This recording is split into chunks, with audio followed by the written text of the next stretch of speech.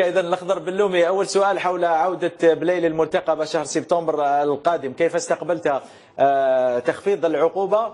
ومن الناحية الفنية والبدنية، لاعب لم يلعب لمدة عامين، كيف سيكون مردوده بعد أن يعود إلى المنافسة؟ على كل حال فرحنا احنا يعني هذا ولدنا وربيناه، يعني ما ندخلوش في التفاصيل. ولد المولوديه كبر هنا في لاغادياز الى اخره. يعني هذه مليحه، سي بون نوفال بور الفوتبول الجيريان كاع اون جينيرال هكا، ماشي بور المولوديه ولا بالنفسه. دونك احنا دروك اللي فات كي قال لك سي الناس جرات عليه اكسيتيرا وفرحنا. دروك الكره في رجله لازم حذاري دونك ما يطيحش في الغلطات هذو تاع سيرتو المحيط الدراهم يخسروا البنادم. قال لك لارجون في جامي لو بونور. دونك دروك تقريبا عام وعام ونص توسع لازم يحرزوا. مازال صغير تبارك الله، وسيرتو يفكر في الفريق الوطني، يقدر عنده امكانيات يقدر يلعب. هذا هو المشكله تاعه، لازم يفكر في ذلك، ينسى ويلعب شويه، يدير شويه ان بو ديفور ويقدر يريبرين ان شاء الله. الاخضر، بعد انت كنت اصبت ايضا اصابه خطيره وابتعدت عن الملاعب، لاعب لما يبتعد فتره عامين، هذا هو السؤال، هل يستطيع العوده ام تكون هناك صعوبه بالغه للعوده؟ ان شاء الله تشوف المستوى تاع البطوله تاعنا، ان شاء الله يبقى هنا يدير تقريبا موسم واحد ان شاء الله، يقدر يريبريني. مازال صغير تقريبا 26 الله اعلم، 26 سنه ولا 25 يقدر يريبريني ان شاء الله. ذاك سيزون هنايا مع النيفو اللي كاين تبارك الله ما نهضروش عليه. دونك يقدر يلعب كي قال لك يدخل دون البان، وان شاء الله نتمنوا له يرجع للفريق الوطني. ماشي لو ما نفرحولاش هو كرجع كلاعب، ولكن نفرحوا ان شاء الله باسكو الاستاذ هو فرحات كانوا عندهم امكانيات يلعبوا في الفريق الوطني. هذا راك متفق مع ماجر بخصوص فرحات. ماجر ساعتي لك بعد قليل بخصوص فرحات. انا حاليا سي لو ميور اسبوار حاليا سي لوي. سي الخضر بلومي، لا يمكن ان نتركك تذهب دون ان نسالك عن مولوديه بجايه. شاهدت لقاء ذهبي بدون شك، هدف مقابل هدف. الان في الكونغو الديمقراطيه امام هذا الغول الافريقي تيبي مازومبي، هل لدينا حظوظ للعوده بكاس الكاف؟ في كرة القدم يعني توتي بوسيبل في الكرة، خاصة هذا العودة يعني النهائي. دونك لا بريسيون تكون عليهم في الحقيقة. يعني احتراماتنا فريق لاباس به موزامبيق تي موزامبيق هذه، وان شاء الله احنا كما دائما نهضر هذه في قلوبنا، احنا لازم بالجايه ان شاء الله هذه الرساله ويسمعوا هذا اللاعبين لازم يروحوا الالوى الوطنيه، ما يفكرش باللي غادي ندي شامبيون ولا غادي لازم يروح بهذا، هذه تشجعهم باسكو هذا ماراش تمرين نعلموا لهم، لازم يطلعوا المعنويات هذه دوما بسيكولوجيك هذه يطلعوا يروحوا للوطن. فوالا هذا هو، تزيد فيهم ان شاء الله يا ربي، ولماذا ما يربحوش؟ لماذا لا؟ الأخضر، آخر سؤال قبل أن نتركك ترتاح. تصريحات أمس فاغولي للمرة الثالثة أعتقد في ظرف 15 يوم يدلي بمثل هذه التصريحات، بعدما قال بأنه جيلنا هو أفضل جيل في تاريخ الكرة الجزائرية. عاد أمس وقال ربما صحح، قال 90% من المنتخب الحالي قام بما عجزت عنه الأجيال السابقة، قال ما عدا ربح ماجر، يعني ما عدا ربح ماجر الذي لعب في المستوى العالي وفاز برابطة أبطال أوروبا، يعني وكأنه لا يعترف باللاعبين الآخرين. تعليقك على مثل هكذا كلام؟ على كل حال هذا التصريحات ماشي تاع بروفيسيونيل، باسكو احنا بكري ما كناش بروفيسيونيل. احنا كي قال لك اللي ربونا اللي قبلنا وكنا نعترفوا لي لالماس لي كلام اللي حد في فريحه صالحي سريدي هذا كنا يعني نحلموا بهم ودرنا كيفهم تبارك الله ودرنا لنا نتائج وكتبنا كرة القدم. يعني تاريخ كرة القدم الجزائرية كتبها جيل 82 ما كان اكس ني يكراك. دونك هما داروا الانجاز، فاتوا لو دوزيام تور سي فري، هذا انجاز ما يعتبرش النتيجة كل ربحوا الالمان. دونك هما كي خسروا مع الارض صافي داروا يمحوا بالتاريخ. دونك هو التصريح تاعنا هو مسؤول عليهم. ماجر يعني بلا ما يقول هو ماجر تاريخ، احنا نعرفوا قبل يعرفوا هو التاريخ تاعنا والكره الجزائريه المحليه كما قال لك العجين الوطني المحلي. دونك هو مسؤول. على كل حال احنا ما نطيحوش معناه ان شاء الله يفكروا بنيجيريا يفوزوا بها الي روتور كما فزنا احنا، ويزيدوا زومبي كما فزنا عليها 86 احنا الي روتور. هذا هو ويعني تصريحات ان شاء الله تزيد فيه كلام ما توليش عليه يعني تولي عليه في الندم. الاخضر راك متفائل قبل مباراه نيجيريا؟ انا يعني متفائل تبارك الله. انا ما نطيحوش من معنيه تاعهم مقدرهم نقول سي بيان بون ايكيب لا بريف راهم يلعبوا في الكلوب. شوف النجوم تبارك الله كل العالم راه يصنعوا في الكره الجزائريه واللاعب الجزائري اللي يلعبوا، ولكن ماشي بالهضره في دانيال هذه لا سيزون تاعي ما نهضروش الموسم القادم ما مشناهمش ابار محرز تبارك الله ولا تاعنا سليماني راه يسجل. هادو زوج برك راهم يعني الاخرين راهم غايبين اللي راهم يهضروا بزاف. شكرا جزيلا لك الاخضر ولكن باللومي. اخي العزيز سي محمد اسمح لي يعني ضيقه وسيط، ولكن على راهم يهضروا فينا باسكو انتم تعطوا الفرصه بعض الانصار رديتهم ابطال كبار على مجال على بلومي على الجيل تاعنا، انتم يعني تعطوهم فرصه. يعني احنا اعطينا لم يتحدث حتى عندنا الاخضر، تحدث في موقع سوفوت لم يتحدث عندنا. احنا يجب علينا كاعلاميين ان ننقل الخبر، يجب علينا ان نغطي المباريات، هذا هو دورنا، ولكن احنا لا ننفخ في اي لاعب وكل لاعب نعطيه حقه. بالعكس البعض يقول باننا في بعض الاحيان نميل الى جهتكم، يعني جيل الثمانينات على حساب الجيل الحالي، يعني صارت في حساسيه كبيره في هذا الموضوع. شو سي محمد كلمه اخيره. تفضل الاخضر. اللي ما شافش جيل كتر عنده يلعب في الميدان ما يقدر يهضر واش يحب. فوالا هذه هي. شكرا جزيلا لك الاخضر باللومي على كل هذه التوضيحات، ونعتذر منك ان كنا ازعجناك بسؤال فاغولي. هذاك بليزير على خاطر الخوالي حداك هذاك بليزير. الله يسلمك، شكرا جزيلا لك الاخضر، انت مرحب دائما بك في بيتك الهداف. مجار سنتحدث بعد قليل عن الموب، ولكن بما أننا أثرنا قضية فاغولي سنتحدث عن تصريحاته. الآن بعدما قال في البداية بأنه جيلنا هو الأفضل من جيل الثمانينات، عاد ليستثنيك أنت فقط. لا أدري لماذا استثنى مجار فقط، ربما لأنك قدمت له نصيحة في الحصة الماضية، ربما لأنك وجهت له رسالة. لماذا تعتقد أنه استثناك أنت، وكيف استقبلت تصريحاته؟ أنا أقول لك هذا رأيي الشخصي محمد. والله أنا عندي شك أن فاغولي قال هذا الكلام. عندي شك. هذا الكلام تاع اليوم أو تاع هذا الكلام اللي قال لك ما يعترفش بالجيل السابق إلا ربح مجار. لا أعتقد قال هذا الكلام، لا أعتقد، لأن الصحافة دائما تغير المقالات تاع اللاعبين. لكن ذكرك بالاسم ما جاب. سامحني نعطيك دليل أيضا، نعطيك دليل علاش. احنا في الفيسبوك والكلام اللي قلناه هنايا في الفريق الدولي من تقريبا من 3 ايام او الحصه الاخيره لما تكلمنا على فرحات، قلنا فرحات لاعب مميز ويستحق يجي الى المنتخب لكي يكون نفسه ويحضر نفسه ان شاء الله للمستقبل. ولكن في الفيسبوك واش حطوا؟ فرحات، يعني الكلام انا نقوله فرحات احسن من محرز واحسن من فاغولي. هذا الكلام واش تاعي انا، يعني شيء غريب جدا يحصل في الفيسبوك. حتى ايضا في الفيسبوك واش يقولوا؟ حطوا ماجر انا احسن من ميسي ورونالدو. هذا اللي يخليني عندي شك. هذه يعني انت حتى لو تكون مجنون ما تقدرش هذا هو يعني في الفيسبوك يحطوا اشياء غريبه جدا. باش ما يكونش عندك شك، لانه الفيسبوك شيء. سنعود الى نقطه هذا هو الفيسبوك شيء يا مجال. الان سأدعك تقرا بنفسك. اعطينا صوره من فضلك عادل، تصريح فاغولي. لا ليس هذا التصريح، اعطينا التصريح الذي ذكر فيه رابح ماجار بالاسم. هذا هو التصريح. تفضل ماجر.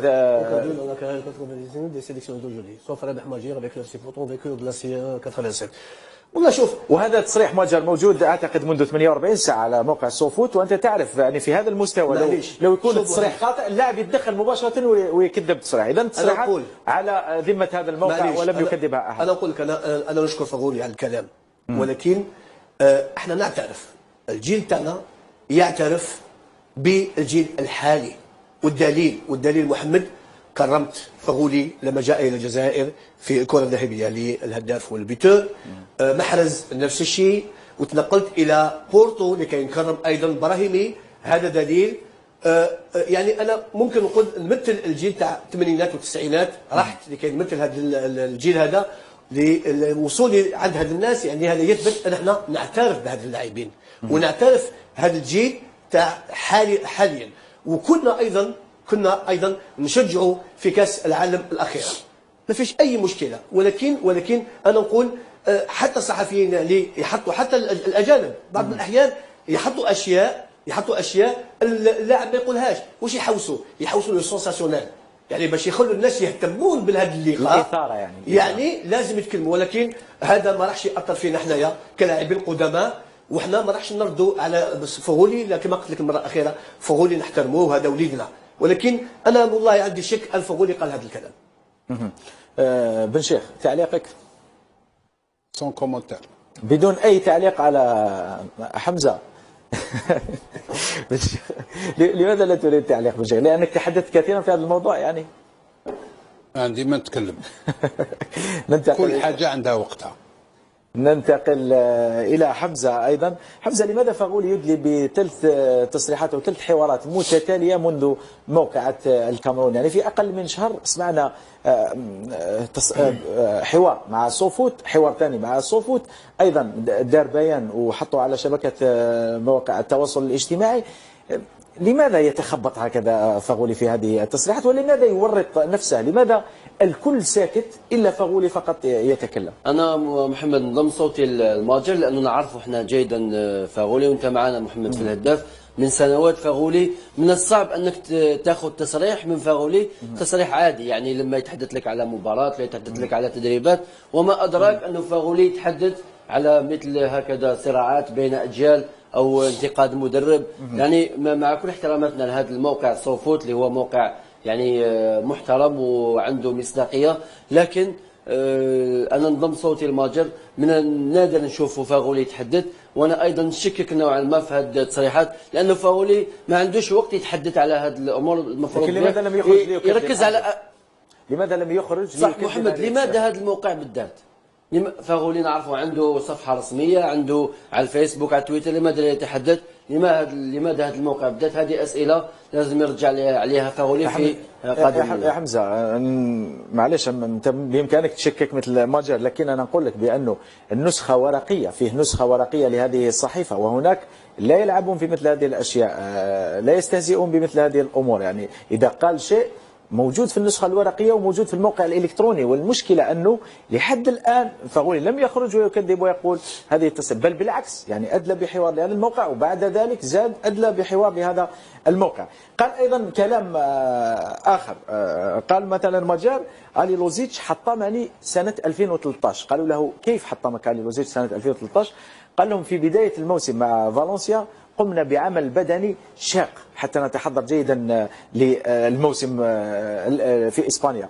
قال لهم لكن لما جئنا للتحضير لكأس إفريقيا في جونفي، آلي لوزيتش أعاد نفس التحضير البدني الذي قمت به في فالنسيا، ما جعل كل البطاريات تنفذ، وبالتالي لم أقدم كأس إفريقيا جيدة. وبعدما عدت إلى فالنسيا كنت مثقلا ومتعبا بهذه الكمية الهائلة من التدريبات، ومن هناك بدأت مشاكلي في فالنسيا. أي لاعب محمد يعمل هذه التصريحات راح يزعل المدرب، والمدرب لكي يرد عليه وهو الجلوس في كرسي الاحتياط. يعني أنت عندك مدرب محمد، ممنوع عليك تروح تتكلم الأمور هذه. تحترم المدرب وتحترم طريقة التدريب للمدرب وتحترم المجموعة اللي موجودة كاع. يعني حتى واحد ما يتكلم فيه لاعب واحد يتكلم، لهذا يخلي المدرب دون اون بوزيسيون انكونفورتابل محمد. يعني احنا مدربين ونعرف هذه الامور. كيف انت لاعب محمد تجي تقول لي انت التدريب تاعك ماشي مليح؟ كيفاش انت لاعب، انا مدرب، كيفاش عرفت التدريب تاعي ماشي مليح؟ انت لاعب ما عندكش خبره تاع المدرب. لهذا هذول اللاعبين دائما يطيحوا في الفخ ويخلقوا لنا المشاكل مع المدربين. المدرب يعمل عمله واللاعبين موجودين هنا لكي المدرب يديرهم دون دو بون كونديسيون كو سو سوا فيزيك تكتيك تكنيك. هذا هو الكلام محمد. قال ايضا في هذه التصريحات بانه التقى بديدي ديشون، وقال له ديدي ديشون ذات مره بانه لو انتظر كانت فرنسا ستلتفت اليه وسيلعب في المنتخب الفرنسي. قال لكن قلت له لا، بانه قلبي يقول نعم ويخفق للجزائر وللعلم الوطني، وكنت أناصر المنتخب الوطني حتى لما كان يخسر، ولست ممن بدأوا مناصرة الفريق الوطني لما بدأ يستعيد عافيته. إذا عندكم أي تعليق بإمكانكم التفضل. قال أيضا بأن فرنسا تكره المسلمين وتنكرت لجزائريين دافعوا عنها، وقال بأنه قبل التحاقي بالمنتخب الجزائري قيل لي العب للمنتخب الجزائري فكل شيء متوفر هناك، كما أن مشكلة الفرنسيين تجاه مزدوجي الجنسية غير مطروحة هناك جزائريون دافعوا عن فرنسا في الحرب العالمية لكن أحفادهم اليوم لا يجدون المعاملة اللائقة، وكما تشاهدون هذه الصور تظهر. قال المشكلة في فرنسا ليست وليدة اليوم، نعم منذ زمن أن المناصب العليا ليست من نصيب أصحاب الذين يحملون أسامي عربية. مشكلة السياسيين تجاه المسلمين أصبحت مزعجة أيضا، الكل يهاجم المسلمين والعناوين الرنانة دائما ما تصف المسلمين بالوحشية. إذن فغولي دافع عن الجزائريين ودافع عن المسلمين في فرنسا واعتبرهم ضحية هذا النظام. تفضل حمزة إذا كان هو مشكور على كل حال على هذه التصريحات، لأنه نعرف المغتربين كيف يعانون هناك في فرنسا من العنصرية من الجهوية. كان حتى مجيد بوغرة لما كان يلعب في ربما في ديجون قال لك كانوا يعاملون أكثر قساوة من الأفارقة، يعني ولو أنه مولود في فرنسا وكبر في فرنسا وتربى هناك، لكن يعاني كثير بوغرة. فغولي أيضا رياض محرز، ومن نادر لاعبين يلقاو الثناء هناك في فرنسا، لكن لا أحد يشكك في وطنية هذا اللاعبين. فغولي جزائري، إبراهيمي جزائري، كلنا جزائريون، وهذه التصريحات يعني تشرفوا على المسلمين وعلى فرنسا. هذه تصريحات أخرى ربما يتفق فيها مع علي بن شيخ. قال لهم بن شيخ أدعم الفلسطينيين وأتعصب لهم بسبب جزائريتي وإسلامي. هذه تتفق فيها مع فغولي. انا ما نتفق مع حتى واحد محمد، انا نتفق غير مع ضميري واش يقول لي راسي، ما نتفق مع حتى لكن إنسان. تصريحات مشجعه هذه تاع فلسطين. كل واحد شوف، كل واحد يدير التصريحات اللي يحب، فهمت، وفي الوقت اللي يحب. انا ما كان. شكرا لك الشيخ، يبدو الشيخ منزعجا اليوم. قصة محرز تصلح لتكون فيلما في هوليوود، هكذا قال فغولي. قال بأنه يعني محرز جاء من نادي صغير وتنقل إلى إنجلترا بمبلغ صغير ليصبح أفضل لاعب في إنجلترا. قال تستحق أن تكون فيلم في هوليوود. هي هذا المكتوب تاعو، هذا نصيبه محمد. كل اللاعبين، كثير من اللاعبين كانوا في أندية بسيطة جدا واصبحوا في أندية كبيرة. اعتقد المحرز كان يستحق يعني هذا المشوار تاعو، والحمد لله الآن في دوري انجليزي، دوري قوي جدا مع ليستر، ونتمنى ان شاء الله يزيد يتألق ايضا مع نادي اخر كبير لكي يثبت مستواه على المستوى العالي. وانا دائما نشجع اللاعبين الجزائريين اللي يبداوا مع الفرق الصغيره ويصبحون ان شاء الله مع الفرق الكبيره. وقال ايضا حمزه بانه الاتحاديه الجزائريه لكره القدم جعلتنا كالملوك في افريقيا، وكأنه يريد أيضا أن يصحح تصريحاته السابقة لما قال بأنه كان هناك خطأ في اختيار المدرب من جانب الاتحاد. واضح، ربما هذه التصريحات اللي قام بها اليوم فغولي هي لتدارك ما قام به. حتى هذه التصريح تجاه ماجر ربما كان بوده هو بطريقته يصلح ما مقارنة بالجيل الثمانينات، لكن زاد أخطأ. يعني استثنى ماجر فقط، كان المفروض به يتحدث على جميع اللاعبين اللي شاركوا واللي ما شاركوش، ونولي رياض محرز قال لك فيلم في هوليوود. حتى إسلام سليماني يستحق أكثر من فيلم، لأنه معاناه إسلام سليماني ربما أكثر من رياض محرز. إسلام جاء من العدم، من عين بنيان، من شراقة، من أراضي ترابية، أفرض نفسه في القسم الأول في الجزائر، في المنتخب الأول في البرتغال، فريق كبير مثل سبورتينغ، والآن راهو مع بطل إنجلترا. شكرا لك